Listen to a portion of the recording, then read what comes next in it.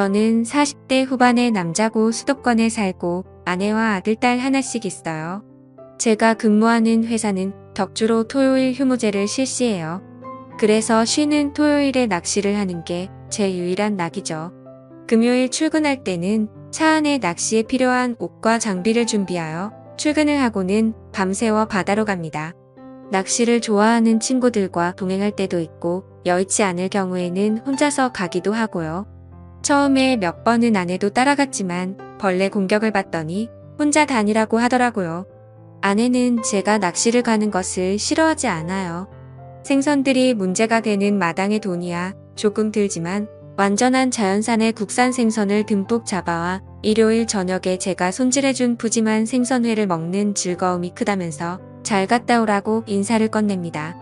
생선은 아무리 먹어도 쌀이 찌지 않는다면서 반겨주죠. 더구나 우리는 사귈 때부터 생선회라면 어디라도 따라다니던 아내이기에 제가 낚시를 간다고 하면 얼음을 준비해서 냉동실에 넣어두는 생선 매니아입니다. 제가 잡아오는 생선은 큰 것은 잘 다듬어 냉동실에 보관하였다가 명절에 전으로 쓰고 있어요. 물고기를 많이 잡아오면 아이스박스에 차고 넘쳐서 근처에 사는 친구에게 전화해서 나눠주기도 합니다. 또 남해 바다만 가는 것이 아니라 서해 바다도 가끔 가기 때문에 저희 집 냉동실에는 마치 마트 수산 코너처럼 다양한 생선이 들어있어요. 그런데 낚시를 당일치기로 가지 않는 이유는 술을 마실 수가 없기 때문이죠. 작년 여름에 낚시를 가려고 계획을 했는데 태풍 예보가 있어서 무인도 말고 유인도로 가라 하여 하는 수가 없이 낚시 가게 사장의 말대로 유인도에 들어가게 되었어요. 유인도라 하지만 겨우 3집이 있었을 뿐이고 아주 작은 섬이었습니다. 섬에 도착하자마자 낚시대를 들이우고 라면 끓일 준비를 하자마자 고기들이 입질을 시작했기 때문에 날씨를 살펴볼 여유가 없었죠. 3시간 정도 되자 도 6마리를 잡았고 차에서 아이스박스를 가져오려고 하는 찰나비가 억수같이 내리고 바람이 불어 낚시를 급히 중단하고 마을로 달려갔습니다. 거기 아무도 없어요? 하고 고함을 쳤으나 대답이 없었고 다음 집에 들어가 황급히 문을 두드리며 고함을 지르자 환갑 정도 되어 보이는 여자분이 문을 열자 낚시 온 사람인데 갑자기 비가 와서 그러는데 민박을 하고 싶은데 방이 없나요? 하고 말하자 그분은 우리 집이 민박을 하기는 하는데 마침 아들 내외와 손자들이 와서 댁한테는 내줄 방이 없어요. 하시기에 그럼 다른 집에 민박하는 집 없습니까? 하고 묻자유 뒷집 최씨네는 방이 있겠지만 민박을 받는 집이 아닌데 라고 하기에 그분의 손을 잡고 어르신 비만 피하면 되니 저 좀 도와주세요. 하고 말하자 그분은 빠르게 비옷을 입고 가봅시다. 하며 앞장서기에 저는 조마조마한 마음으로 그분의 뒤를 따라갔습니다. 최씨 있어요?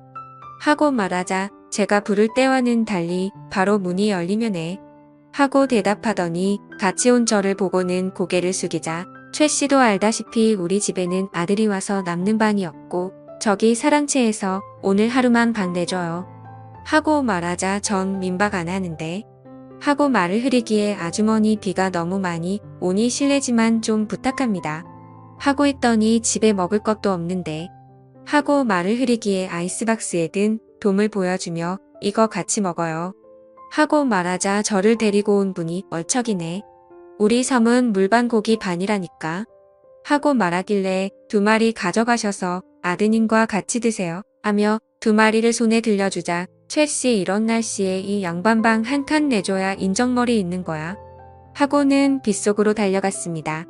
그 여자는 외부인을 내 집에 들여본 적이 없는데 하며 발을 동동 구르더니 하는 수가 없네요.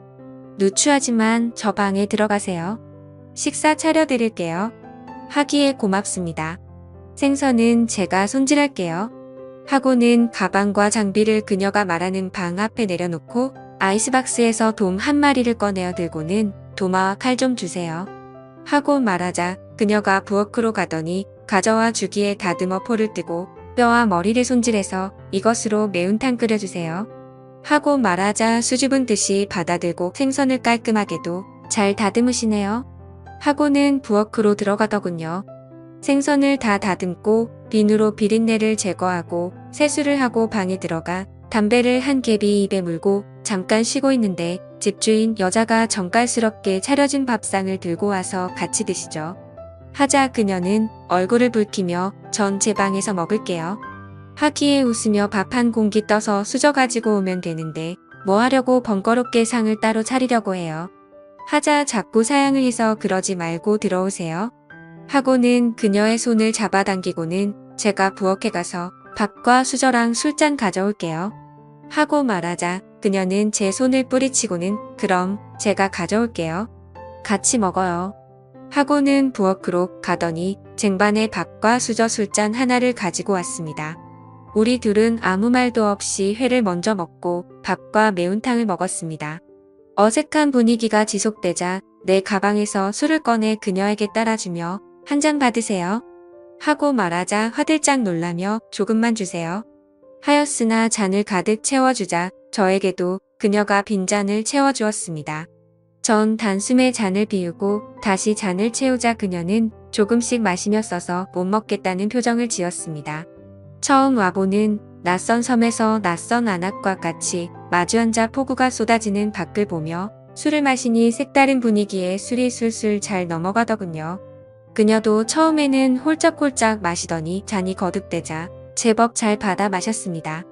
밤 9시까지 돌린다는 발전기의 희미한 불빛 속으로 그녀의 얼굴을 바라보는데 뺨이 붉게 물든 그녀의 모습이 무척 예쁘게 보였어요.